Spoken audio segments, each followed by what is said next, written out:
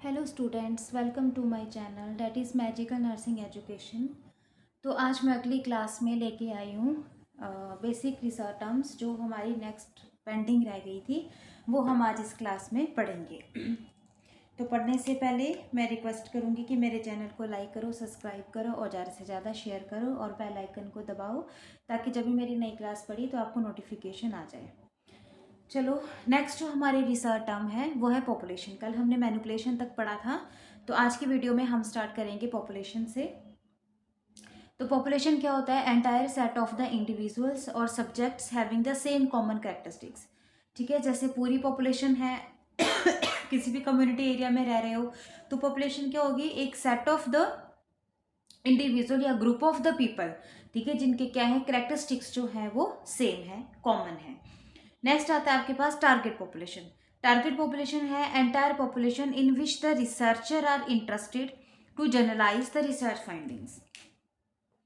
ठीक है, तो टारगेट पॉपुलेशन क्या हुई? वो पॉपुलेशन जिसमें जो रिसर्चर है वो इंटरेस्टेड है अपनी फाइंडिंग्स को करने के लिए, अपनी स्टडी को करने के लिए, that is called as your target population. अब जैसे मैं आपको एक एग्जांपल बता रही हूँ कि मैंने जो है वो मैंने लेना है डायबिटीज मेलाइटस के पीपल्स और मेरा सैंपल है 60।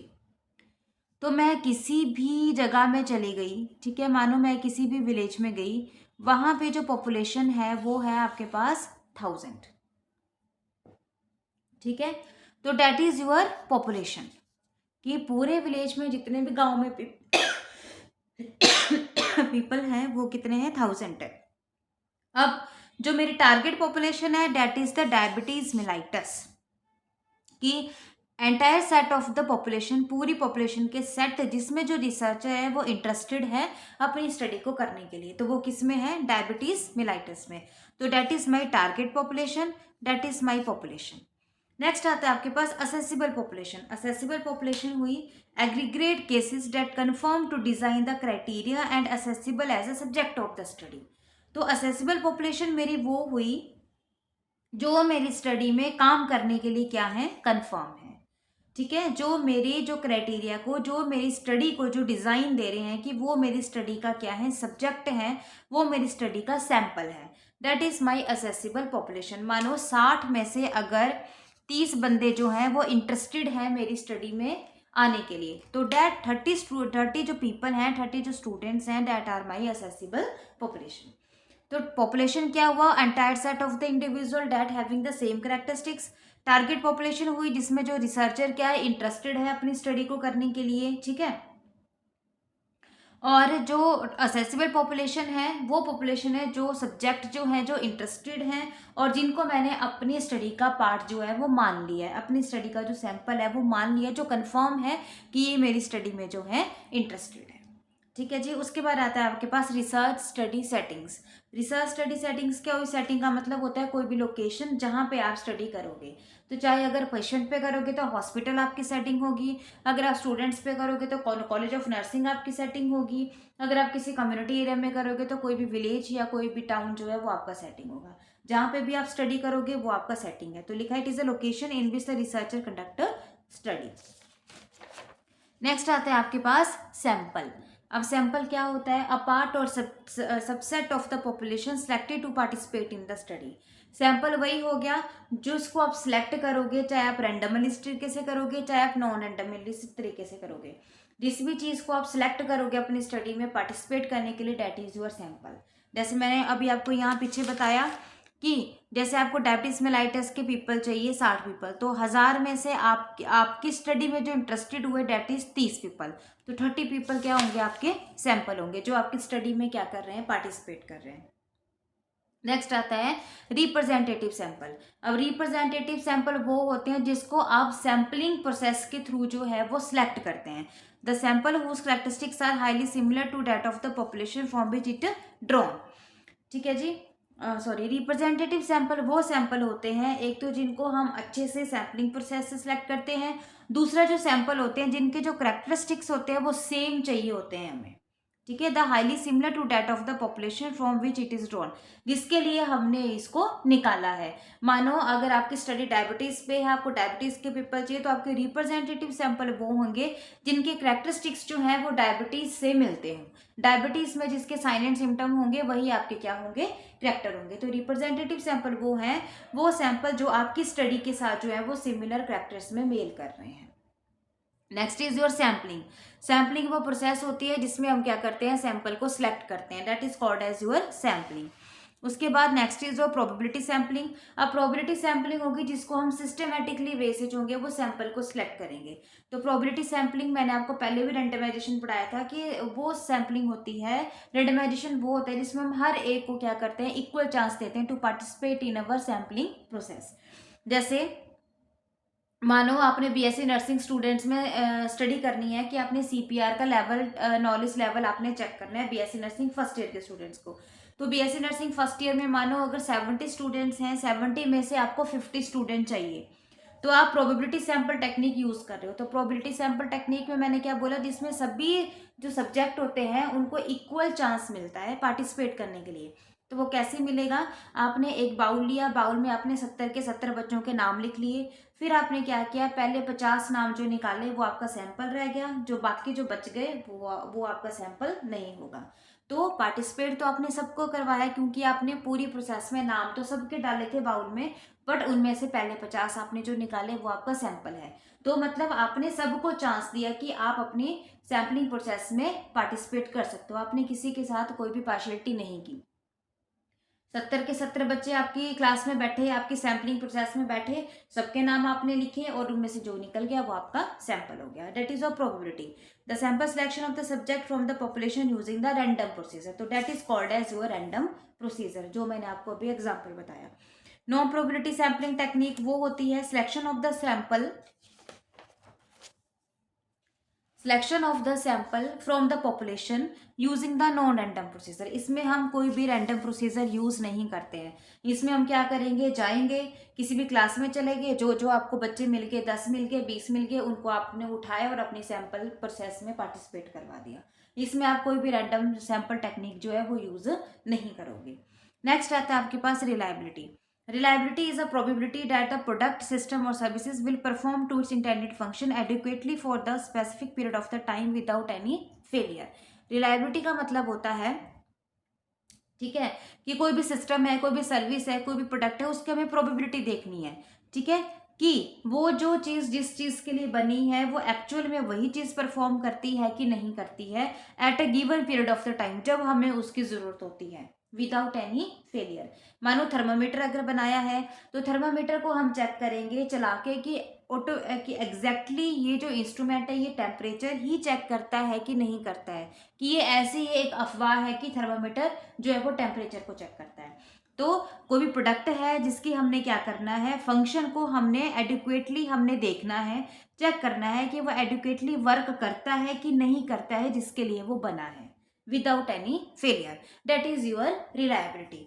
वैलिडिटी से उल्टा हो गया, validity is a state of the being valid. जैसे आप मेडिसिन है उसमें आप वैलिडिटी डेट चेक करते हो, तो वैलिडिटी क्या होता है कि degree to be an instrument measure what it is intended to measure, कि जो भी इंस्ट्रूमेंट बनाया गया है किसी चीज को मापने के लिए, तो वो कितने टाइम तक उस चीज को जो है वो माप सकता है, कितने टाइम तक वो वैलिड है, that is called as your validity. Reliability मतलब जो चीज जिसके लिए बनाई गई है एक्चुअली वो चीज करती है या नहीं करती है। मानो बीपी ऑपरेटर्स है तो वो बीपी को एक्चुअली में मैयर करता भी है कि नहीं करता है, कि ऐसी अफवाह है कि बीपी ऑपरेटर्स बीपी को मैयर करता है, जो उसकी मेजरमेंट को चेक करना है कि वो इस चीज को ठीक से भी करता है काम की नहीं करता है, that is called as your validity. अब वो चीज जो है वो कितने टाइम तक वैलिड है, कितने टाइम तक वो चलेगी, that is called as your validity. उसके फंक्शन को चेक करना, that is called as your reliability, ठीक है, कितने टाइम तक वो प्रोडक्ट चलेगा, that is called as your validity. उसके बाद आता है हमारे पास पायलट स्टडी। पायलट स्टडी एक स्मॉल स्टडी होती है जो हम मेन डाटा कलेक्शन से पहले करते हैं, ठीक है। मेन डाटा कलेक्शन हुआ, मानो कि आपके पास जो है वो 60 पीपल हैं, आपने 60 के 60 का नॉलेज चेक करना है, तो वो आपकी मेन स्टडी होगी। बट उन 60 बंदों को का नॉलेज चेक करने से पहले आप एक स्मॉल स्केल स्टडी करते हो। मानो आपने 60 का हाफ कर दिया, मतलब हम 10th पीपल को लेके हम पायलट स्टडी करते हैं। 10th पीपल का मतलब 60 का 10th हो गया आपके पास 6।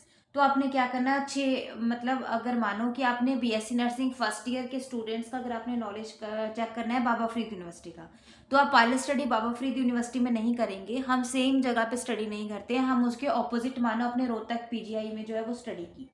तो आपने बाबा फरीद से आपने 60 बंदों पे करनी थी, तो रोहतक पे आप करोगे उसके 10th पे 6 बंदों पे करोगे। तो जो एमसीक्यू क्वेश्चन आपने 60 बंदों को देने थे वही एमसीक्यू आप 6 बंदों को देंगे। फिर आप क्या करोगे, उनका रिजल्ट आप फाइंड आउट करोगे। तो जब आप उसका रिजल्ट देखोगे तो रिजल्ट में आप देखते हो रिलायबिलिटी।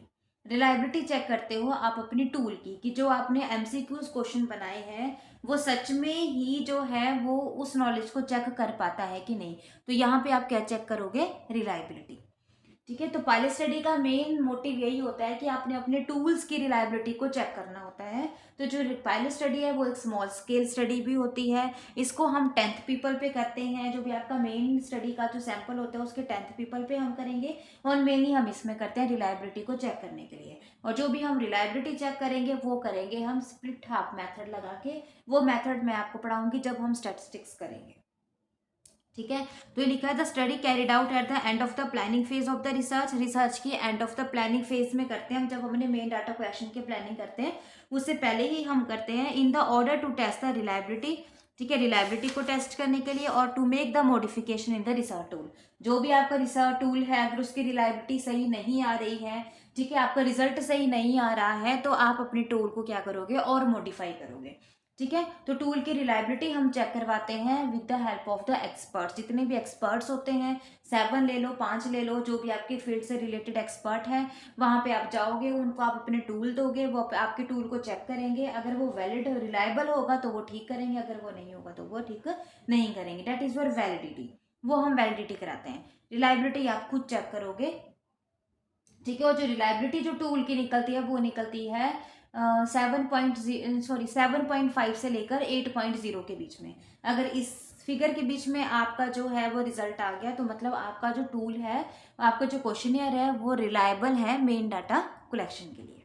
ठीक है, और जो मैं आपको एक्सपर्ट वाला बता रही थी तो वैलिडिटी होता है। जब भी आप रिलायबिलिटी निकाल लेते हो, आपका पायलट स्टडी ठीक आ जाता है, उसके बाद आप क्या करोगे, अपने एमसीक्यूज क्वेश्चन को 5 एक्सपर्ट्स के पास लेके जाओगे, वो फिर आपके क्वेश्चन को चेक करेंगे। अगर वो सही कर लिए तो मतलब वो वैलिड है, अगर उन्होंने कुछ गलती निकाल दी तो आपको दोबारा से अपने टूल जो है वो चेंज कराने पड़ते हैं। ठीक है जी, तो that is your pilot study. Small scale study होती है, at the end of the planning phase हम करते हैं, before the main data collection. 10th people पे करेंगे, जो भी आपका मेन सैंपल होगा उसके 10th पीपल पे करते हैं, और टूल की रिलायबिलिटी को चेक करने के लिए करते हैं।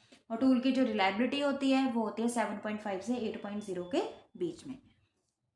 उसके बाद आता है हमारे पास last is our analysis. Analysis तो सबको ही पता है, analysis is the method of organising the data. ठीक है, एनालिसिस में क्या करते हैं, method of organising the data in such a way. हम इस तरीके से डाटा को ऑर्गेनाइज करेंगे कि जो भी हमारा रिसर्च का क्वेश्चन है उसका हमें आंसर मिल जाएगा, उसका हमें क्या मिल जाएगा, मीनिंगफुल इन्फ्रेंसेस। इन्फ्रेंसेस का मतलब मैंने आपको पहले भी बताया था कि जो भी हमारे पास फाइंडिंग्स हैं वो हमें इसमें पता लग जाती हैं, जो रिजल्ट है वो हमें जो है वो इसमें पता लग जाता है। ठीक है, तो एनालिसिस हम करते हैं या तो डिस्क्रिप्टिव स्टैटिस्टिक्स से या करते हैं हम इन्फरेंशियल स्टैटिस्टिक्स से। ठीक है, डिस्क्रिप्टिव में हमें डाटा का समराइजेशन पता लगता है और इन्फरेंशियल में हमें डाटा का रिजल्ट कम्युनिकेट होता है, फाइंडिंग्स हमें पता लगती है। तभी लिखा है कि एनालिसिस एक method of organising the data. Data को हम इस तरीके से ऑर्गेनाइज करेंगे कि ताकि रिसर्च के क्वेश्चन का हमें आंसर भी मिल जाए और हमें रिजल्ट भी जो है वो फाइंड आउट हो जाए। That is your research terms. तो आज की क्लास में हमने पढ़ा पॉपुलेशन पढ़ा, उसमें मैंने टारगेट पॉपुलेशन और असेसिबल पॉपुलेशन मैंने आपको विद एग्जांपल बता दिया। रिसर्च स्टडी सेटिंग्स पढ़ी, सैंपल पढ़ा, सैंपल में रिप्रेजेंटेटिव सैंपल भी क्या होता है वो भी मैंने आपको बता दिया। सैम्पलिंग प्रोसेस क्या होती है, इसमें प्रोबेबिलिटी सैम्पलिंग और नॉन प्रोबेबिलिटी सैम्पलिंग क्या है वो भी मैंने आपको बता दिया। फिर हमने रिलायबिलिटी एंड वैलिडिटी पढ़ा, उसके बाद हमने पायलट स्टडी पढ़ा और लास्ट में हमने एनालिसिस पढ़ा। तो यहाँ पे आपकी बेसिक रिसर्च टर्म्स जो हैं वो ख़त्म हो गई हैं। ठीक है, अगर बेसिक रिसर्च टर्म्स में या पिछली क्लास में आपको कोई भी क्वेरी है तो आप कमेंट करके मेरे को पूछ सकते हैं और मैं आपका जो डाउट है वो मैं क्लियर करने की कोशिश करूँगी। ठीक है, तो आज की वीडियो यहाँ पे ख़त्म होती है। बाकी वीडियो ख़त्म करने से पहले मैं आपको एक बार फिर से बोलूँगी कि मेरे चैनल को लाइक करो, सब्सक्राइब करो और जल्दी से जल्दी ज़्यादा से ज़्यादा शेयर करो और बेल आइकन को दबाओ ताकि आपको नोटिफिकेशन मिल जाए। Thank you so much.